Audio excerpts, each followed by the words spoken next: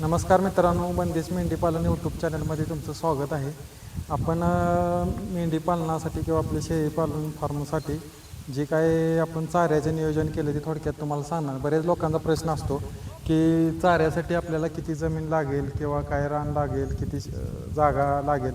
तर मित्रांनो, आपण चाऱ्यासाठी अशी शेती वगैरे पाडलेली नाही, काय नाही. आपल्या जी शेतीच्या अवतीभोवती जी काही आपला बांध असतो, म्हणजे जिथं वेस्टेज जागा असते तिथं आपण जी काय पीक काय करू शकत नाही, अशा ठिकाणी आपण ड्रिपच्या साह्यानं असं गवत लावलेलं आहे. हे हत्ती घास आहे. पूर्वीचं जुन्यातलं जे काही कुशीचं यायचं, हे अगदी छान प्रकारे चांगली जास्तीत जास्त वर्ष हे टिकतं. आणि बघा, जवळजवळ ही 6 ते 7 वर्ष झाली, ह्या 7-8 वर्ष झाली ह्या गवताला. फक्त वेळेवर आपली कापली असते तर अगदी व्यवस्थित किती गवत चांगल्या प्रकारे उगवले बघा. फक्त त्याची कापणी वेळच्यावर केली, त्याला भरपूर प्रमाणात पाणी जर मिळालं तर ही कायम वर्षानुवर्ष टिकून राहतं. आणि ही जी आपण काही कसलेही कुठं रान वगैरे केलेलं नाही, तर ही आपल्या शेतीला जी काही साईडनं बांध असतो या बांधाला आपण केलेला आहे. तर मित्रांनो, हे बघा, आपला जो साईडचा मोठा बांध आहे, आपण आपल्या पूर्ण शेताच्या मधून अशी वाट केलेली आहे. आपल्याला रोज ये जा करण्यासाठी किंवा आपल्या प्रत्येक रानापातूर आपल्याला व्यवस्थित जाता यावं असं बरोबर आपण मधून वाट केलेली आहे. तर आपली जी काही उंचावरती जी शेती आहे त्याला जो मोठा बांध आहे, प्रत्येक बांधाला आपण ही गवत लावलेलं आहे. इकडं ह्या साईडला तुम्हाला पेरवीची बाग दिसते. इथं थोडंसं आमचं पडाक जागा आहे, तर इथं आपण पेरवीची झाडं लावलेली आहेत. त्या झाडाच्या मध्ये ड्रिपच्या साह्यानं हे आपण असलंच हत्ती घासच केलेलं आहे. जी पूर्वी कुशीचं यायचं ते केलेलं आहे. म्हणजे आपण जी काय आपल्या जनावरांच्यासाठी असेल किंवा शेळ्या मेंढीच्यासाठी असेल, जो चारा आपल्याला लागतो तो चारा आपण कुठलंही आपलं चालू शेती पाडून केलेलं नाही, तर ती आपण जी काही आपली वेस्टेजची जागा आहे, जिथं बाबांना आपण आपलं पीक पाणी येत नाही किंवा आपण झाडं ही लावली तर पड रान म्हणतो, अशा शेतात आपण ती काही चाऱ्याचं नियोजन केलेलं आहे. असाच आपला लांबपर्यंत बांध आहे, त्या बांधाला आपण चाऱ्याचं नियोजन केलं. असं आमचे जेवढं इथं जवळजवळ 20 ते 25 एकराची आपली जागा आहे. ह्या जागामध्ये प्रत्येक रानाला साईटून आपला बांध आहेत, असे उभे आणि आडवे असे प्रत्येक रानाला बांध आहे. प्रत्येक बांधाला आपण ड्रीप केलेला आहे आणि त्या ड्रीपच्या साह्यानं प्रत्येक शेताला आपल्या असं आपण हत्ती घास केला आहे. आपल्या शेळ्यांना कुठलंही म्हणजे डाळा, म्हणजे आपण तुती म्हणतो किंवा शेवरी म्हणतो, शोभावळा, असलं काही आपण देत नाही. फक्त हे जी तुम्हाला गवत दिसते व्हिडिओमध्ये हेच आपण देत असतो. 2 टाईम हे देत असतो, 1 टाईम सुका चारा.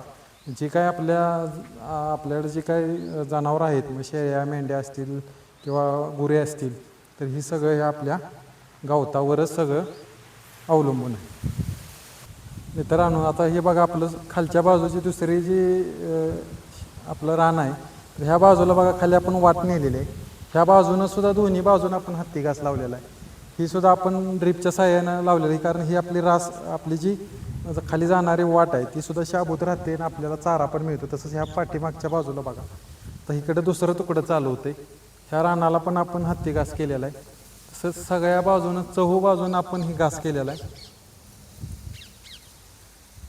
थोडंसं ह्या रानाला काय झालं आहे, ऊस लागणीसाठी आपण रान मोकळं असल्यामुळं सध्या ह्याला पाण्याची जरा थोडंसं कमी आहे, कारण की आता ती रान बंद असल्यामुळे त्याला जास्त पाणी आपण देऊ शकत नाही. ड्रिपवर चालू आहे ते.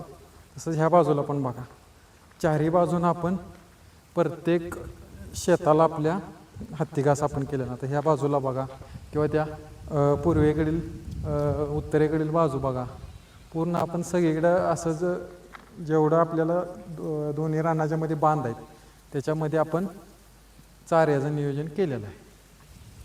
म्हणजे आपल्याकडे जर शेतकरी जर तुम्ही असाल, तुमच्याकडे शेती असेल, तर शेती पाडून काही करायची गरज नाही.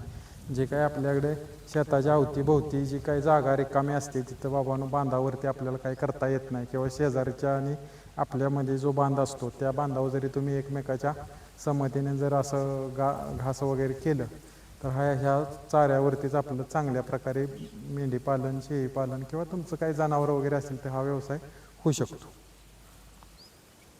तर मित्रांनो, आपली वड्याच्या बाजूला खाली विहीर आहे. तर विहिरीच्या अवतीभोवती एक मोठी आपली वगळ आहे. त्या वगळीत सुद्धा आपण ड्रिपच्या साह्यानं असं हत्ती घास लावलेला आहे. तुम्ही बघता, विहिरीच्या बाजूनी, खोल बाजूनी ही सगळीकडे आपण ड्रीपच्या साहाय्याने आपण घास केलेला आहे. आता ही जी आता थोड्या दिवसापूर्वी कापणी झालेली आहे, अजून कुठं कुठं सुरू आहे. थोडंसं उन्हाळ्यामध्ये पाणी कमी पडलं की जरा सुकतं, पण त्याला काही पर्याय नसतो, कारण माळरान असल्यामुळे काही वेळेस आपल्याला उन्हाळ्यामध्ये जरा प्रॉब्लेम येतो. पण परत पावसाळ्यात आपण तिची थोडीफार कुठं जी मरतणूक झालेली असते रोपांची, तिथं आपण परत हत्ती घास लावत असतो. परत आपलं पुढल्या वर्षीपर्यंत ती चालत असते. तसंच ह्या बाजूला ह्या बांधाला देखील आपण असंच हत्ती घास केलेला आहे. तसंच आपली खाली शेती आहे, खालच्या प्रत्येक तुकड्याकडे तुम्हाला दिसून येईल की आपण हत्ती घास केलेला आहे. आता ही तुती आहे आपल्याला, आपण त्या तुतीला तत्तूला हे आपण कसलंच काय केलेलं नाही, म्हणजे ती काढायची वेळच नाही. कारण आपल्या शेळ्यांना मेंढ्यांना आपण जास्त करून अशा शेलक्या चाऱ्याची सवयच लावलेली नाही. का लावलेली नाही तर प्रत्येक वेळेस तो मुबलक प्रमाणात अवेलेबल होईल असं नाही. तर आपल्याकडे जी काही साधी सिंपल जे काही खुराक आहे, चारा आहे, ह्याच्यावर जेवढं आपल्याला फार्म चालवता येईल तेवढा आपण प्रयत्न केला. मित्रांनो, या बाजूला आपल्या ऊसाच्या साईडनं मोठी ताल आहे. या तालीवर पण आपण आंब्याची जो रोपं झाडं लावलेली आहेत, त्याला तुम्हाला दिसलेले आंबे वगैरे आहेत. त्या आंब्याच्या खाली सुद्धा आपण ड्रीपच्या साहाय्यानं हत्ती घास लावलेला आहे. तुम्हाला जरा व्हिडिओमध्ये झूम केल्यानंतर लक्षात येईल. अशा प्रकारे आपण ड्रीपच्या साहाय्याने आपण सगळं चाऱ्याचं नियोजन केलेलं. तसंच ह्या बाजूला पण खाली तुम्ही पाहाल की ह्या सुद्धा देखील तालींना आपण आपलं चाऱ्याचं नियोजन सगळं केलेलं आहे.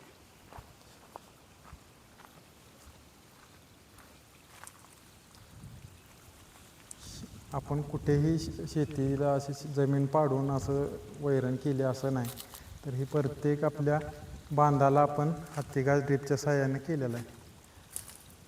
ही आता ही जी थोड्या दिवसापूर्वी आपली कापणी झालेली आहे.